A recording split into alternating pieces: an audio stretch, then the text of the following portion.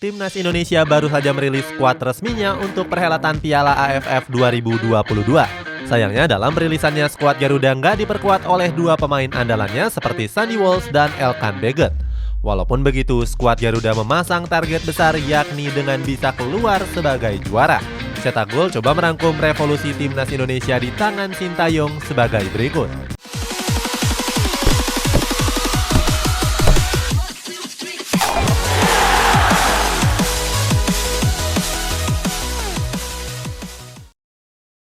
Persiapan miris. Timnas Indonesia bisa dibilang punya persiapan yang cukup minim di Piala AFF tahun ini. Alasannya karena kompetisi Liga 1 saat itu masih terhenti akibat tragedi kelam yang terjadi di Kanjuruhan. Hasilnya Sintayong kesulitan untuk memilih beberapa pemain yang akan diboyong. Saat itu hanya pemain-pemain langganan timnas saja yang berkemungkinan besar bakal dipanggil. Mulai dari Witan Sulaiman, Egy Maulana Fikri, Asnawi Mangku Alam Bahar sampai Sadil Ramdhani. Hal ini pun membuat sejumlah pemain merasa miris. Salah satunya ada gelandang Persib Bandung yakni Mark Lok yang berharap kompetisi bisa segera digulirkan.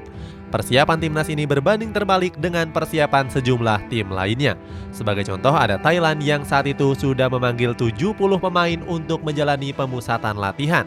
Selain itu masih ada beberapa negara lain yang juga punya persiapan matang.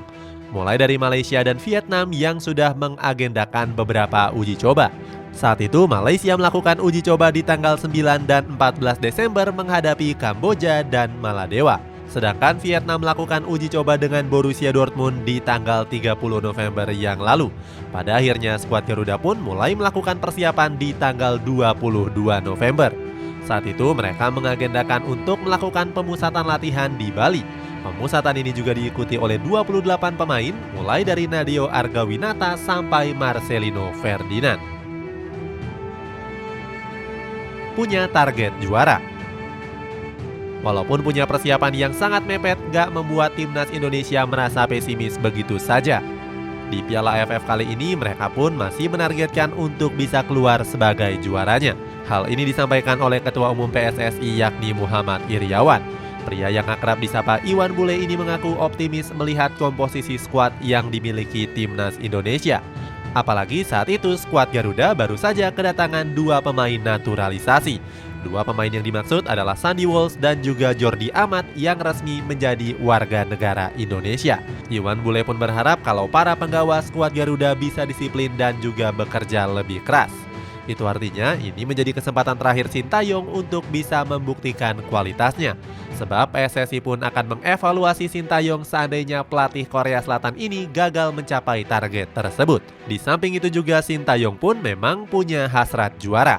Dalam wawancaranya yang dikutip oleh antaranews.com, Sintayong bilang kalau ini adalah momentum yang tepat untuk timnas Indonesia bisa keluar sebagai juara. Alasannya karena pelatih berusia 52 tahun ini nggak mau mengulang catatan buruk timnas Indonesia, yakni dengan menjadi runner-up berturut-turut di Piala AFF edisi yang sebelumnya. Sintayong pun mengaku siap untuk menghadapi laga perdana menghadapi Kamboja. Rencananya laga tersebut digelar pada hari Jumat ini tanggal 23 mendatang. Pertahanan. Sayangnya hasrat besar Sintayong ini menemui sedikit kendala. Pasalnya pemain Indonesia yakni Sandy Walsh dan juga Elkan Baggett absen berseragam skuad Garuda. Alasannya karena mereka dikabarkan gak mendapatkan izin dari klubnya masing-masing. Seperti diketahui AFF sendiri memang gak masuk dalam jeda internasional FIFA. Itu artinya klub gak wajib melepas pemainnya untuk memperkuat tim nasional. Absennya dua pemain itu sangat disayangkan mengingat mereka dianggap bisa mendongkrak performa timnas. Walaupun begitu, Sintayong masih bisa mengandalkan formasi 3 stopper. Trio Rizky Ridho, Fahrudin Arianto, dan juga Jordi Amat jadi favorit untuk turun sebagai starter. Apalagi skuad Garuda juga masih punya pemain-pemain pelapis yang sepadan seperti Hansa Muyama. Dengan formasi tersebut, Sintayong diklaim lebih banyak mengandalkan permainan dari sisi bek sayap. Sektor bek sayap Indonesia sendiri diperkuat oleh beberapa pemain yang kini berkarir di luar negeri. Mulai dari Asnawi Mangku Alam di Liga Korea sampai Pratama Arhan yang kini memperkuat Tokyo Verdy. Selain itu, Sintayong juga masih bisa mengandalkan Edo Febriansah dan juga Yakob Sayuri. Membela PSM Makassar, Yakob Sayuri jadi salah satu pemain penting di skuad Juku Eja. Hal ini bisa dibuktikan di mana dia telah mencetak 4 gol dan juga 3 assist dari 9 pertandingan Liga 1. Gelandang. Di sektor gelandang, Sintayong gak membawa dua pemain mentereng seperti Evan Dimas dan Kadek Agung. Sebelumnya, kedua pemain itu masih dipanggil pada event-event yang sebelumnya. Akan tetapi, keduanya memang jarang mendapatkan tempat utama di skuad Garuda. Alasannya karena Sintayong lebih pilih pemain yang lebih muda untuk mengisi sektor tersebut. Mulai dari Ricky Kambuaya, Mark Lok sampai dengan Rahmat Irianto yang saat ini membela Persib Bandung.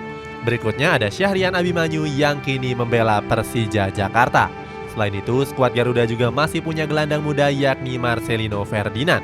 Pemain Persebaya Surabaya ini merupakan pemain andalan dari Sintayong. Terbukti di usianya yang masih sangat muda, Marcelino sudah jadi andalan timnas di berbagai kelompok umur. Mulai dari timnas U20 sampai dengan tim nasional senior.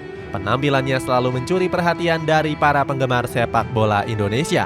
Bahkan pada kualifikasi Piala Asia yang lalu, Marcelino berhasil menyumbangkan 1 gol. Saat itu, timnas Indonesia berhasil melibas Nepal dengan 7 gol tanpa balas. Terakhir ada gelandang Arema FC yakni Muhammad Rafli. Sayangnya penampilan Rafli di kompetisi Liga 1 nggak sebagus saat dia memperkuat timnas Indonesia. Sebab pemain 24 tahun itu jarang mendapatkan menit bermain di skuad asuhan Javier Roca. Walaupun begitu, Rafli sendiri masuk ke dalam rencana skuad asuhan Sintayong. Penyerang. Terakhir di posisi penyerang, skuad Garuda nggak akan diperkuat oleh Dimas Drajat. Padahal pemain Persikabo 1973 ini bermain apik pada saat uji coba menghadapi Curaçao beberapa waktu yang lalu. Saat itu Dimas Drajat berhasil mencetak 2 gol dalam 2 leg uji coba secara berturut-turut. Pertama saat berhasil menumbangkan Curaçao 3-2 dan 2-1. Sayangnya sejak penampilan gacornya ini, Dimas Drajat justru mengalami cedera lutut. Cederanya ini banyak disayangkan oleh banyak orang, salah satunya adalah Jajang Nurjaman. Pelatih Persikabo 1973 ini mengatakan kalau seharusnya Dimas turut diboyong ke Piala AFF. Sebab pemain kelahiran Gresik ini sedang menunjukkan kualitas terbaiknya bersama skuad Garuda. Absennya Dimas membuat Sintayong harus mencari pengganti yang sepadan.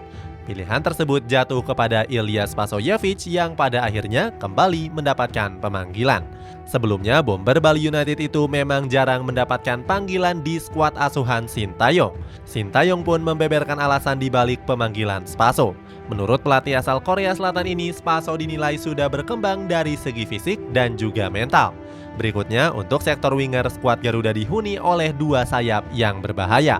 Mulai dari Egy Maulana Fikri, Witan Sulaiman sampai dengan Sadil Ramdhani yang semakin gacor bersama Sabah FC. Khusus untuk Egy, dia baru saja didepak dari klub lamanya yakni Zlate Moravce. Meskipun begitu, Egy mengaku nggak mau memikirkan hal tersebut. Sebab pemain 22 tahun ini lebih pilih untuk fokus membela skuad Garuda di Piala AFF 2022. Itulah ulasan revolusi timnas Indonesia di Piala AFF 2022. Bagaimana pendapatmu? Apakah Sintayong mampu memberikan gelar di Piala AFF tahun ini? Coba tulis pendapatmu di kolom komentar di bawah ini.